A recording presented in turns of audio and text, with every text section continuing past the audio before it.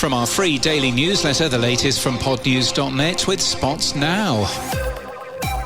Right, listen to these two voices and tell me which is the AI. Here's voice number 1. You had a discovery you plan to reveal tomorrow. And here's voice number 2. You had a discovery you plan to reveal tomorrow. Well, a new study seems to show that audiobook listeners prefer some AI narrators over human voices. The study, conducted by Edison Research at SSRS, blind-tested spoken multicast narration and discovered that after listening and realizing which was AI, the number of people who said that they'd be likely to listen rose to 65%. The AI voice you heard was voice number 1. A different study by Differentology, conducted for Azerion, also claims that AI-generated voices can be good for brands, especially if the accents match the part of the country where you're from. Recommendations rose 3 times when people heard voices with a regional accent matched to where the listener was, like Scotland, Wales or Yorkshire.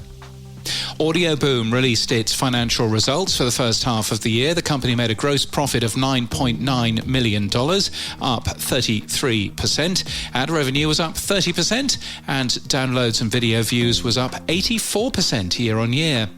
In the UK, the BBC also released its annual report and accounts. BBC podcasts outside the UK, those funded by advertising, drew over 515 million downloads in the financial year and 116 million listeners.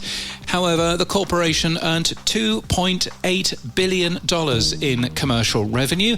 A large number, yes, but it was unchanged year on year. And the BBC's commercial activities gave 3.5% less year on year to the public service. Smaller independent podcast production companies have limited options when it comes to advertising representation. Many join larger sales houses, but the commercial focus for those tends to be on the bigger shows and not on these smaller ones. Soundbridge Media launches today in London, aiming to fill this gap. The company is founded by an experienced team from commercial sales and media agencies. Oxford Road CEO Dan Granger teased the Alliance for Measurement in Podcasting paper to be published next week. Nobody will be thrilled about it, not even me, and I helped write it, he says. He suggests it's the product of compromise and cooperation and quotes, the only way we keep moving this industry forward. The group was announced in May, aiming to confront podcasting's measurement dilemma. Tickets for the Resonate Podcast Festival in Cape Town in South Africa go on sale today. The Festival for Narrative Audio will be held in mid-February next year. You can now talk to Spotify by typing or speaking directly into the app. You can have a back and forth conversation to choose what's playing, learn about the music you love, and go deeper on podcasts and audiobooks. The beta conversational experience is rolling out across premium users aged 18 and older in the US, Ireland and Sweden. We've never had a new silver supporter of Pod News sending us a press release about becoming a supporter, but Hypecast became a silver supporter of Pod News yesterday, and the corporate podcasting company has outlined some of the reasons as to why they're supporting us. Well, thank you, Hypecast. We link to that today. Not everyone wants to buy a monthly subscription of a podcast just to listen to one episode, so the Spanish language podcast platform Ivox has launched a new one-time podcast purchase option as a new monetization option within its app. Podpage has today added an automatic SEO boost tool which optimizes titles and adds descriptions, keywords and takeaways to your podcast episode pages. It's part of a set of tools the company's releasing this week. 30-second ads seem to work better than 60, at least according to a new case study from Magellan AI, an audio agency, Direct Results. As a result, the agency switched everything to 30-second ads, which meant better ROI, according to the paper. Sound Carrot, a free podcast discovery website for children's audio, has unveiled a newly rewritten website. We'll link to that today, and a new podcast aiming to tell the stories of Ukrainian leaders, survivors and advocates. Amplify Ukraine has launched a crowdfunding round. The podcast's aiming to raise $7,000. It'll be produced by Ukrainian-born Tonya Bulgakova and Eric Adams, whose wife Katya is a Ukrainian refugee.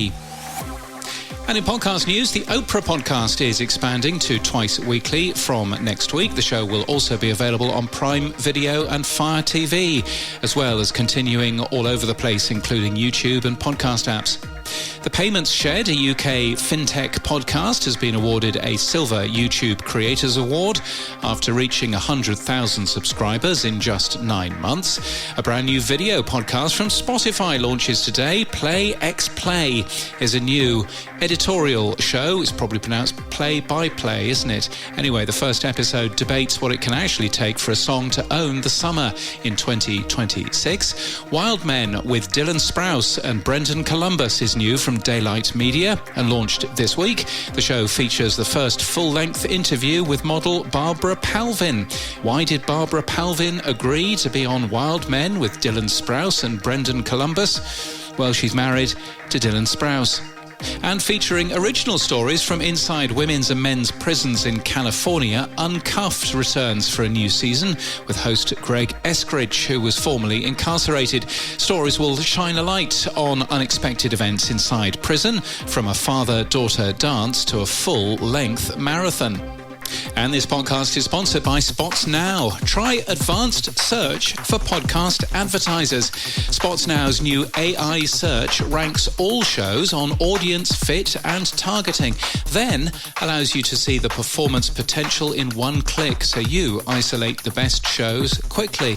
And from here you can use the campaign planner, exclude competitor conflicts, exclude shows you're already running on, and even browse last-minute remnant spots matched to you. Try Spots Now search free at spotsnow.io or click on the Spots Now link you'll find in our show notes. And that's the latest from our newsletter. To read all the stories and subscribe for free, we're at podnews.net.